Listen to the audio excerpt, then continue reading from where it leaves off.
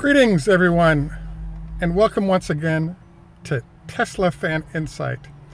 Today, we're visiting on location at the Tesla repair facility in a place called Tysons Corner, Virginia. As you'll notice behind me, we have a lot of activity going in terms of Tesla vehicles ready for test, in addition to being repaired, etc.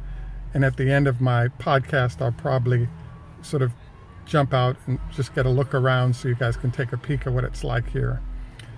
As you can see, the weather's a little bit bad, but not a problem. The things I'd like to cover today are, number one, plaid mode in the Roadster, which is even more severe than ludicrous mode. The second thing that I'd like to cover today is there's an executive at Tesla, I believe still, his name is Dave Duff, and Dave is going to be the focus of our talk on Saturday at noon, but I wanted to do a preview of that and encourage all of you to get a look at that video before we actually do that session. The third thing I wanted to cover is what's called unlimited life that Dave covers in terms of if the battery is managed properly, how you can get extended length on the battery life of your Tesla batteries. If this is your first time on our channel, please take time to like and subscribe and hit the bell icon so you don't miss anything. So again, this is Greg for Tesla Fan Insight. We're again visiting our sort of local service facility for Washington, D.C. area in a place called Tysons Corner, Virginia. As you can see, a little bit rainy, cold, etc. A little bit dark here, so I'm going to see if I can help that with a little sunroof action. Looks like that might help.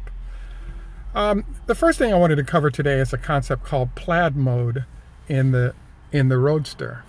Now, I'm sure all of you already knew about this, but for me, it's somewhat of a new development. One of my mentees informed me of the plaid mode, and I have to admit ignorance until I did some research on it. So evidently, there's a movie called Spaceballs, and in that movie, there's a reference to something called plaid. And plaid, in the case of Tesla, is what you see after ludicrous mode when you're driving the car. So for those of you who are speed fiends like myself, you know that when you go 150 miles in a car, all those little lane separators that you can think of suddenly become solid. And that's sort of the major difference between, let's say, 100 miles an hour and 150 miles an hour. So when you go 200 miles an hour, everything around you turns into kind of a blur, i.e. a plaid. So you now can see the road in front of you, but everything that you see alongside the road is simply plaid or some kind of a mishmash where you can't actually see people or anything anymore very clearly. So this mode from Tesla is called plaid, and it's part of the allure of being an owner of the Roadster. And let me encourage those of you who get to see plaid, I hope you have a safe environment to be in, because I think 150, 160 miles an hour is painful enough, but I couldn't imagine going 210 in a vehicle, and hopefully it's in a space that can handle that kind of speed.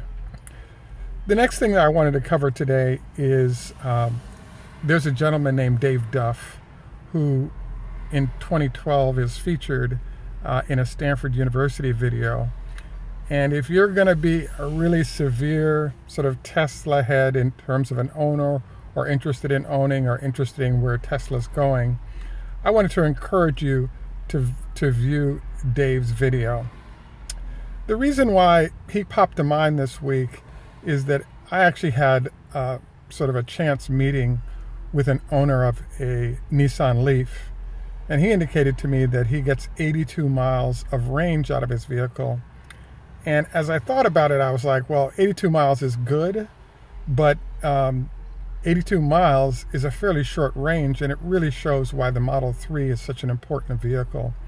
Below $50,000 with 300-mile range is terrific, because people are paying $40,000 in the Nissan Leaf to go 83 miles. What he also indicated to me, I believe, is that he started at about 90 miles in range, and it had dropped into the mile-ish range. And he owns two vehicles. One is a Volt and the other one is a Nissan Leaf. And so while being committed to EVs, definitely some concerns about how and where things go from here. He came to mind, and therefore this subject came to mind, because at the end of the Dave Duff video that's featured at a Stanford presentation he did, what he talked about was there's the possibility that you can get thousands of cycles from your vehicle and thousands of battery cycles with no battery degradation. And that was a bit of a shock to me, because I've actually read about Nissan owners that have dropped off from the original 100, let's say, miles down into the 40 or 50 miles left after the battery sort of wanes over time. I'm going to try to pour a little more sun into the situation so I can get a better view here. So I was kind of shocked that people would be willing to stay with a vehicle with even 50 miles of range. So I just have to give credit to those of you who are willing to survive on that little range, because that's low. But again, I wanted to focus on the Dave Duff situation, because one of the other phenomenons that's going on is that as Teslas become more successful, they become more secretive. And if you take a look at the Dave Duff video from 2012 at Stanford, in essence, they lay out 5 to 7 years of Tesla planning. So I think all of us who are interested in Tesla and where it's going can benefit from this video, because most of what he covered in 2012 addresses where things are currently. He indicated that part of his job was to design the plugs for the Model S that went in the US plug situation, and he was also the designer of the plug for charging in evidently a 3-cycle that's required in Europe. So I was kind of intrigued, because he's a critical Tesla executive, really made a big contribution in a lot of ways to the success of the Model 3, and I'm really impressed by the small and large things he talks about. Among the other impressive elements of his presentation, I thought, was he was reviewing battery densities across manufacturers, and the fact that Panasonic, being the highest density available, was the reason Tesla had selected them to be their partner as they were building the car. He also, is very thorough in reviewing amount of battery use or power one could get from the bottom line is he's greetings from Long Island, Mr. Lewis. So any rate, please take time out. His name is Dave Duff. If you just type in Dave Duff, Tesla, and Stanford into your Google bar, that's what we'll be focused on Saturday, reviewing some of the sort of core ideas that are presented there. The next thing that I'd like to cover is what's going on with GM and the 500 horsepower. Now, about 4 or 5 years ago, I'm sort of having a debate with a friend of mine who's a dealer for Honda. And at the top end, they're dealing with, as you know, the Honda supercar for $250,000. Now, the problem that I saw, that the NSX was a favorite car of mine, but it was underpowered relative to competitive cars. It had 273 horsepower, and there's a whole bunch of cars that were at 300 or 400 horsepower that made it kind of horrible. And horrible meaning that it sucks to spend $200,000 for a car and get your doors blown off by a $50,000 car. So as we know, the NSX went away and then it came back again. And then in this iteration, the NSX has more horsepower, but the problem is it's not an everyday driver anymore. It's a nice car, but with all the new technology they've used, very few people can fix it, and therefore the cost of ownership becomes a real headache. In this section, I was really trying to look at, I want to say, the death of ICE isn't just about Tesla. And the reason is that if you look at a bogie of 500 horsepower, the number of manufacturers offering a V8 with 500 horsepower is huge. And there are still above that, people offering 700, 800 horsepower and greater. The thing I was trying to figure out is, were we going to have to see a change in licensing to deal with folks who couldn't handle all the horsepower that these cars could deliver? The answer has come in the form of, hey, if the speed limit still hasn't risen, there's a whole bunch of people who are buying cars that they'll never see. They'll see about 30% of the capability of the vehicle unless they want some huge tickets to go with that vehicle. So as a result, I believe ICE, even without Tesla, was in trouble, because the way to differentiate yourself at the high end was by large numbers of horsepower. And the fact of the matter is that all that extra horsepower has few, if any, places you can use it. So you can talk about owning it, but basically you couldn't use it. Which brings us along to Tesla and what's been going on with electric, because there's a concept called low-end torque. And so, as we all know, in the case of electric, you have instant torque, where it takes time for an ICE engine to build up. So this further illustrates why it is that an electric vehicle is actually better than an ICE vehicle, because basically from 0 to 80 miles an hour is all the real speed that you can use 80 to 90% of the time. All of the top end speed that 500 to 7 horsepower engines can produce is usable 10 to 20% of the time, and all the rest of the time you're sitting there having to pay for it, but you can never use it. So for those of you who really love speed, etc., I think Plaid in vehicles like the 0 to 60 in 1.9 second Roadster, and then the very fast, ludicrous mode that comes from the P100, etc.,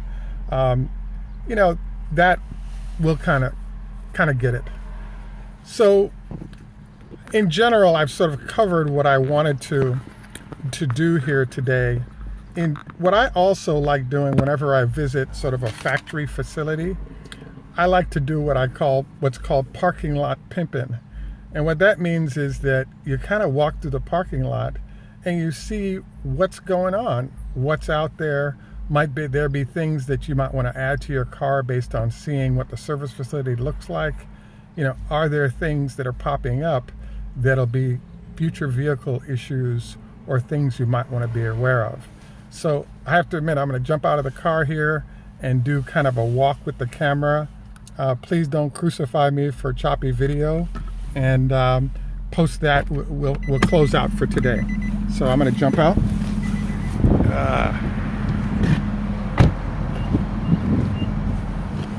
Yeah. So as you can see, we got some, the usual, some nice rides. Ooh, nice. Someone going on a test drive here. Yeah, that's a nice. We're going in red and blue and black. One of the things I've noticed when I typically get to the end of the row is that we'll tend to see, vehicles that have been damaged, and you can sort of get a quick peek at the type of repairs that other vehicles are experiencing a lot of. So, yeah. So as you can see, we're kind of doing like I said, a walkthrough. Kind of gives you a flavor. I actually thought it was interesting because as I came to the end of the row, I got to look at some of the, as you can see, the little pickup trucks there. I don't know if you guys can see it in the distance, but there are some pickup trucks down at the bottom with the Tesla brand on it, and these will be the local repair trucks that you'll be experiencing. I'm sort of walking back down once again, so you guys can take a look at vehicles in lot.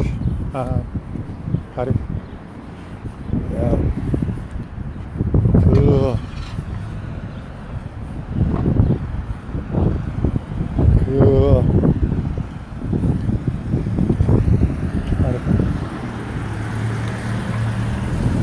So as you can see, we did a kind of a quick walkthrough here of our local Tesla repair facility. A lot of nice rides. They've all been washed recently based on the rain that just dropped in. And I think that's about it for now. As you know, on Saturday we're going to go live. I want to repeat that we'll be reviewing Dave Duff's presentation at Stanford, and I'll put a link to that so you can see it. This is Greg for Tesla Fan Insight, and I'll love to see some video of people in plaid mode once you're able to survive that 200-mile-per-hour experience. This is Greg for Tesla Fan Insight. Please remember to like and subscribe. Tschüss, macht's gut, au revoir, lehitraot, choda hafez. Walk good, man. Enough respect. And thanks for spending some time with us.